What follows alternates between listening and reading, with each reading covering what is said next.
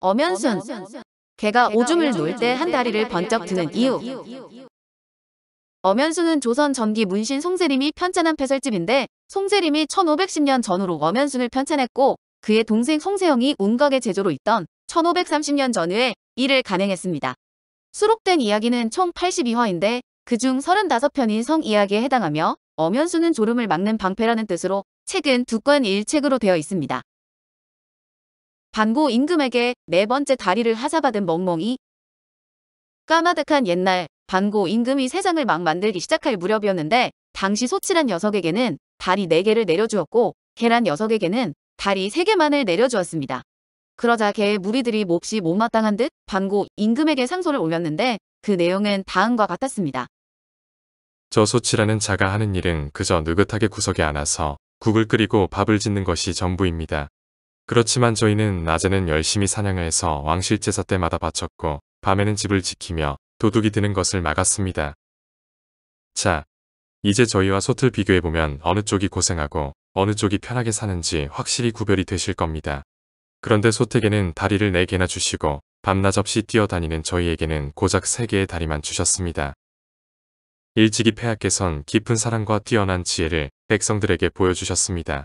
그러니 이렇게 불공평한 대접을 하실 수는 없는 것이지요. 부디 저희를 불쌍하게 생각하시고 공정한 판단을 내리셔서 억울한 저희의 심정을 헤아려 주신다면 더 이상 바랄 것이 없겠습니다. 반고 임금은 고개를 끄덕이며 즉시 담당 관리를 불렀고 그리고 소태 다리를 4에서 3개로 줄이고 개의 다리를 3에서 4개로 늘려주라며 명을 내렸습니다. 개들은 반고 임금이 특별히 내려준 다리를 보며 항상 감사의 마음을 잊지 않아서 오줌을 놓을 때마다 선물로 받은 다리 하나를 번쩍 들어서 최대한 더러워지지 않도록 했다고 합니다. 역사가는 이런 평가를 내렸다.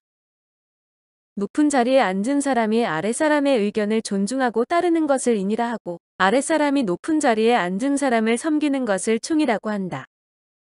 임금은 개의 상소를 읽고 그 억울함을 풀어주었고 개들은 임금이 내려준 선물을 귀하게 여기며 받들었다. 그 결과 위와 아래가 서로 편안해지며 아름다운 관계로 이어졌으니 이 얼마나 훌륭한 일인가. 하지만 후대의 임금은 아랫사람의 말을 듣기는커녕 오히려 벌을 내려서 목을 베거나 발꿈치를 베고 또 솥에 삶아 죽이곤 했다. 그러니 아랫사람이 임금 보기를 사나운 범이나 독약으로 여기는 것도 전혀 이상할 것이 없다. 정말 슬픈 일이 아닐 수 없다. 무관이 읊은 엉뚱한 글귀.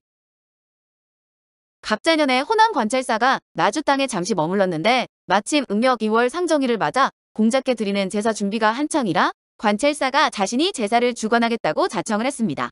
그러자 근처 마을에 수령 몇몇이 때맞춰 방문을 했고 관찰사는 술자리를 마련했는데 술잔이 여러 차례 돌자 관찰사가 불쑥 이런 말을 꺼냈습니다. 위대한 성현들을 기리며 제사를 지내고 이렇게 다 같이 모여 즐겁게 술과 음식을 나누는 자리에서 밋밋하게 있을 수는 없지요. 자, 이제부터 돌아가면서 울디우고 그에 맞게시 한 구절씩을 지어봅시다. 마침내 서로의 시구를 주고받는 은근한 경쟁이 벌어지기 시작한 것인데 이윽고 박수를 치고 환호성을 지르며 분위기가 한껏 달아올랐지만 왠지 지금 분위기와는 전혀 어울릴 것 같지 않은 한 사람이 눈에 띄었습니다. 그는 맨 구석 자리에서 고개를 푹 숙이고 벙어리처럼 앉아 있었는데 다른 이들과는 달리 무관 출신으로 글 공부하는 거리가 좀 먼 부류였습니다. 그는 지금 나름 사투를 벌이고 있었는데 운에 맞는 적당한 글귀를 생각하느라 얼굴까지 찡그릴 정도였습니다. 한편으론 척척구절을 떠올리는 문신 출신의 수령들과는 달리 말 한마디 못하고 있는 자신이 몹시 부끄럽기도 했는데 그 순간 관찰사가 외쳤습니다. 자, 이번엔 바로 종자입니다. 다들 종자를 넣어서 근사한 구절을 만들어 보시지요.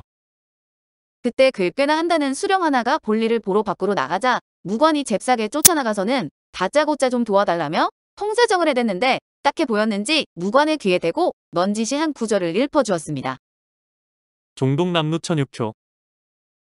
해석하자면 남쪽에 있는 누각의 종이 울리니 비로소 날이 밝으려 한다는 뜻이었습니다.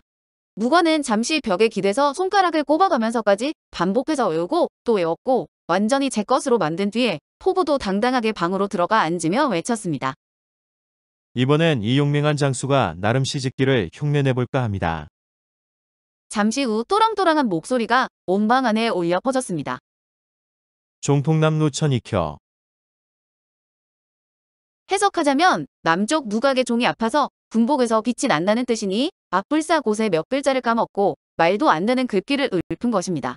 그러자 모두들 배를 잡고 웃느라 정신을 못 차렸고 이처럼 한 무관의 눈부신 활약으로 장례는 몇 배로 떠들썩해졌습니다. 역사가는 이런 평가를 내렸다. 사람은 재능이 있을 수도 있고 없을 수도 있다. 그런데 재주가 있어도 과시하지 않으면 겸손한 것이고 오히려 재주를 부리지 말아야 하는 자리에서 재주를 뽐내는 것은 한심한 짓이다.